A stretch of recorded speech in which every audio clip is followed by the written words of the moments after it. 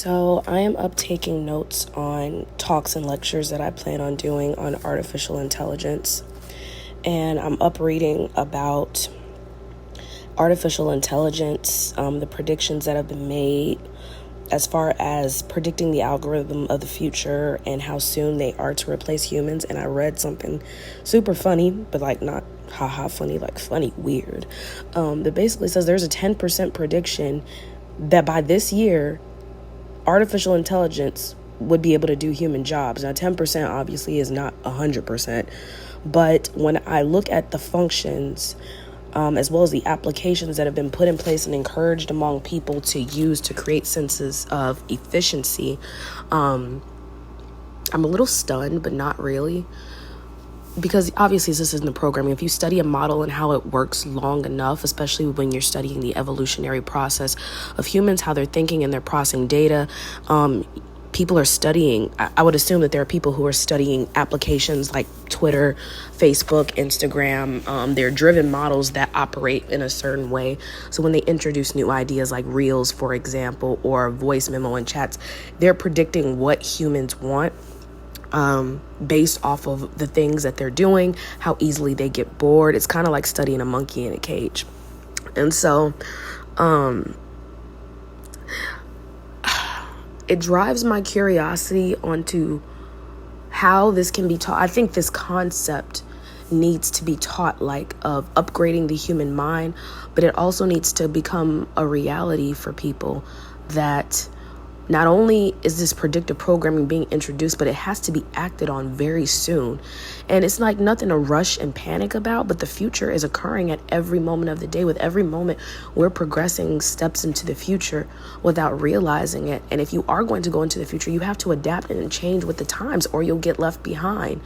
One of the talks I listened to the other day was talking about, like, when, you first started telling people about buying into the internet in 2000, they thought it was crazy. And now look, 20 years later, it completely rules the way we live our lives.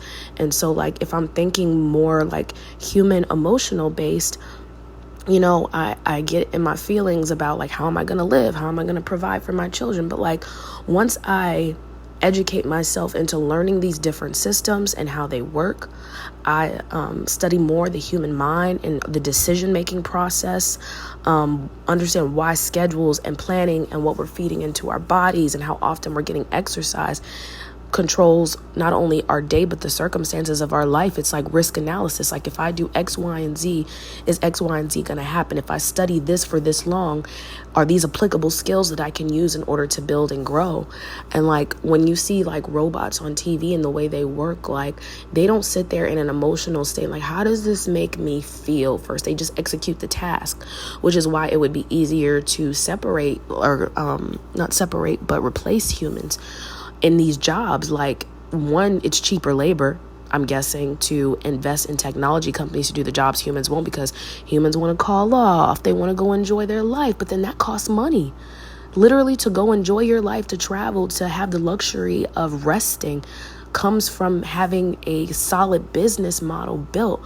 And right now, for people, that's not a reality, which is why, a lot of people are going back to work or going in brick and mortars. But my question is, what happens when these companies, they instead use the technology to take the place of people's jobs? I just don't think it's realistic to keep thinking that these physical jobs will be around forever.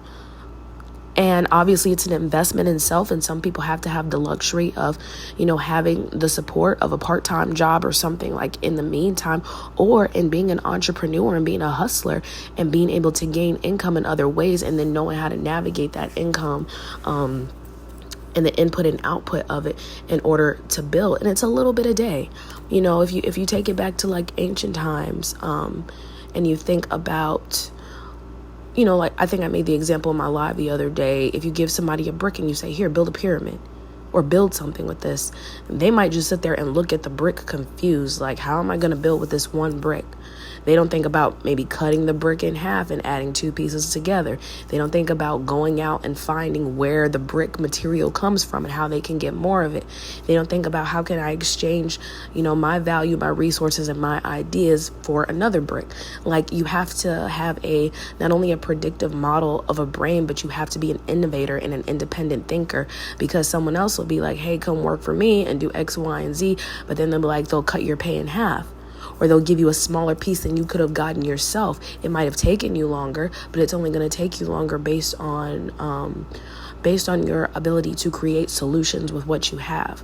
And, even me, myself, like struggling sometimes. I won't lie, sometimes I struggle.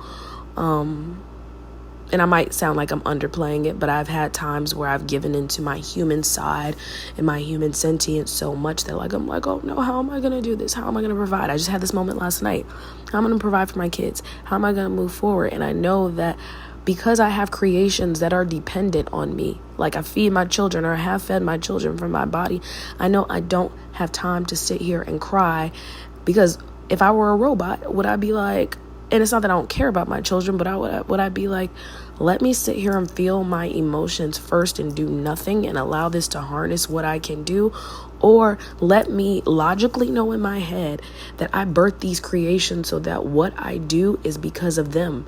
What I am doing is for their survival. What I am doing is so that they grow up in a world where they can learn and they're not faced with the exact same circumstances that I had. And that's what any parent does. We do the things we do to provide a new world for our children. But what is essential is learning new ways of being, learning new ways of adapting to the environment, the very rapidly changing environment, in order to create a new future. If I place my children in the same circumstances that I had, with no opportunities for growth or no ways in order to change their future, they are going to repeat the same cycles. They are going to do that whole thing of the Ouroboros, where it's going to be the snake eating itself. They'll have emotional problems. When I was young, I had a very adaptive mind, but the environment that I was placed in, it wasn't good for my growth at the time. And so I didn't know what else to do. I'm having this emotional situation with my parents where I feel misunderstood. They didn't understand me either. And because they had never faced the circumstances of raising a child who had a very progressive mind, there were a lot of pitting against, like, they don't know what to do with me. I don't know what to do with them. So we separated. And so it's hard to explain that to parents who have been through things, because they don't know. They're children just like you are, children who had to constantly grow and adapt to the environment that they were given. And so, even as a 32-woman-year-old now who has to ask for the help of my parents, but still explain to them that I'm trying to adapt myself. I'm still growing up from my childhood. I'm still logically not packing away the trauma, but processing the things I've been through, regenerating my cells in my brain of the memories that I had, to know that I don't have to repeat those same cycles. I don't have to keep doing the same things over and over again. If I learn a new model, like if you give a computer a new model to learn, like, AI, it has to adapt. So if I stop feeding myself the negative stories and the memories of the past, I'm not going to keep regenerating the same programs that are running over and over again. When I was younger, because of the way I was raised, I always feared that what I did was not enough. I feared that I wasn't enough because I wasn't producing at the rate that my father expected me to. He expected very high level things of me, because in his mind, he learned that success was you accomplishing X, Y, and Z, and this makes you a successful person. Your input is your output. And to a point, I believe he was correct, because I find myself now implementing the same things, but it's different when you have children. When you have creations from your body, when you're processing emotional relationships and stepping away from relationships that don't serve the future that you're trying to create for yourself. It's an emotional process, because you've bonded and made, sentient attachments with other people. And then aside from that, have created beings that now rely on you in order to survive until they figure out how to survive for themselves. And so, for my parents, I think I did learn survival was essential, but now I'm learning adaptability is essential also. Upgrading our brains, thinking quicker, being able to make quicker solutions is essential. And also accepting help, asking for help, because we're so afraid of being rejected. Like, because my ideas don't match up with what you think is right, because you think I'm not doing enough, or you're not understanding that everything is a process. Applying for jobs is a process. Learning that this economy is crap right now, and if you are not an innovator, independent thinker, you are expected to rely on someone else to provide an income for you. I understand that it is a process of doing all of the time, learning how to adapt, learning how to change my schedule, learning how to upgrade my mind in order to be a quicker thinker, to make these decisions that are in the long run going to benefit my children, not living necessarily in the anxiety of the future, but knowing every day is the process of building. And so that links directly to me with the evolution, not only of artificial intelligence, but of the biological human mind. The time that I spend and the effort that I put in towards my business, even though I may not have the physical output of money right at this second, me learning how money works helps with my adaptability. Not sitting in my emotions for so long and thinking about how terrible the world is and how many bad things are happening and how my parents didn't love me and how they're going to judge me. That pauses and stops me from moving forward and doing what I need to do. It stops me from being able to look at the situation as a whole and be like, okay, well, if I do X, Y, and Z, this is how I can process things. This is how I can move forward. This is how I can move quicker. So if I had like advice for people who are, kind of stuck in like, how do I move forward? As a mother of 2 young children right now, I look at the environment. I look at social media, because this is, the new flea markets, the new, just looking at like jobs and corporations and studying business models and how they work. I look at what I do have in resources and what I can work with in order to build my future. I begin to build a timeline for what that future looks like. I evaluate what's truly important and what's not. Is it important for me right now to have luxury things, or should I realize that time is my luxury? My health is a luxury, because I am curating this environment in order for the survival of my children and their children and their children, because every action I take is a step towards their future. I also remember that imagery can greatly shape the way that we see things. If we see low quality images in our life, things that do not like uplift our vibration, how they make you feel is how your brain is going to process it and what frequency it's going to keep you at. And so producing high level images, high quality images produces, a sense of serotonin in the brain. It brings happiness, it brings joy, it brings connection, because you're seeing the pixelation of things come together to form a very clear image of what you want.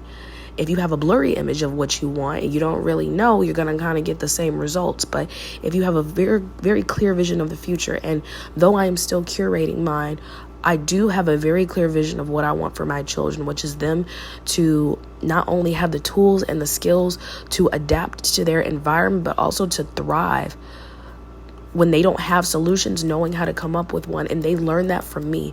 As I sit here and I find and I learn solutions, I'm creating that future for them in the same way my parents created it for me. I might not have understood at the time what that looked like, but as my mind has grown and developed and I've adapted to the environment that I now live in, I now have the skills and opportunity to extensively grow the same way any plant would. When you plant a seed, it grows. But is it a fruit producing tree? Am I going to have seeds to drop, knowledge to drop everywhere that is going to water and produce the new society that is being formed? So, yep, that's my little spiel for the day.